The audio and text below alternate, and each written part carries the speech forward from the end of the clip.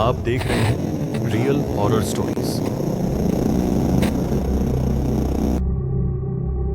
कुछ कहानियां सिर्फ सुनाई नहीं जाती, वह वक्त के साथ दफन नहीं होती, और जो एक बार उनका हिस्सा बन जाए वह कभी वापस नहीं आता। लाहौर के पुराने इलाके में एक सरकारी स्कूल था जो पिछले 10 साल से बंद पड़ा था। इमारत अभी तक खड़ी थी, मगर जैसे वक्त ने उसे भुला दिया हो। आसपास के लोग शाम के बाद उस गली से गुजरने से कतराते थे, मगर कोई खुलकर वजह नहीं बताता था। सलीम, जो महकमा तालीम में क्लर्क था, एक दिन अचानक उस स्कूल का रिकॉर्ड लेने के लिए वहां भेजा गया। फाइल में सिर्फ एक लाइन लिखी थी, स्कूल बंद, वजह नामालूम। दोपहर के ठीक 3 बज रहे थे जब सलीम सरकारी फाइलें हाथ में लिए लाहौर के उस पुराने स्कूल के सामने खड़ा था। दरवाजा झंग-आलूद था, मगर बंद नहीं था, जैसे किसी ने जानबूझकर उसे आधा खुला छोड़ दिया हो। अंदर कदम रखते ही अजीब सी ठंडक उसके जिस्म में दौड़ गई।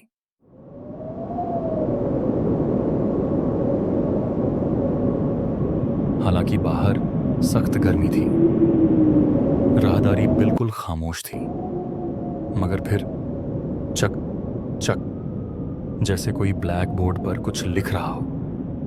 सलीम के कदम खुद ब खुद एक क्लासरूम की तरफ बढ़े। दरवाजा आहिस्ता से खुला हुआ था। अंदर सब कुछ ज्यों का त्यों था।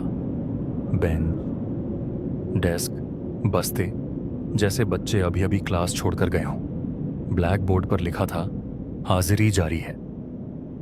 अचानक पीछे से बच्चों के बैठने की आवाज आई, कुर्सियों के सरकने की, किताबों के खुलने की। मगर जब सलीम ने मुड़कर देखा, कमरा खाली था।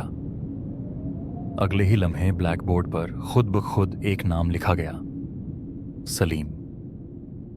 सलीम का दिल रुक सा गया। फिर लिखा गया, आखिरी हाजिरी। उसी लम्हे स्कूल की घंटी जोर से बजी, वही घंटी जो बरसों से खामोश थी। दीवार पर लगी पुरानी तस्वीर अचानक उसकी नजर में आई। एक उस्ताद, बिल्कुल सलीम जैसा चेहरा, वही आंखें, वही खौफ। तस्वीर के नीचे लिखा था, आखिरी उस्ताद लापता। सलीम पीछे हटा, मगर दरवाजा बंद हो चुका था। तब उसे महसूस हुआ कि वह अकेला नहीं है। क्लास के तमाम बेंचों पर नजर न आने वाले बच्चे बैठे थे, और सबकी नजरें सिर्फ उस पर थीं। एक सर्द आवाज गूंजी, क्लास शुरू हो चुकी है सर। अगली सुबह स्कूल के बाहर सलीम की फाइल गिरी हुई मिली, मगर सलीम कभी वापस नहीं आया। चंद दिन बाद हुक्काम ने स्कूल का हाजिरी रजिस्टर देखा।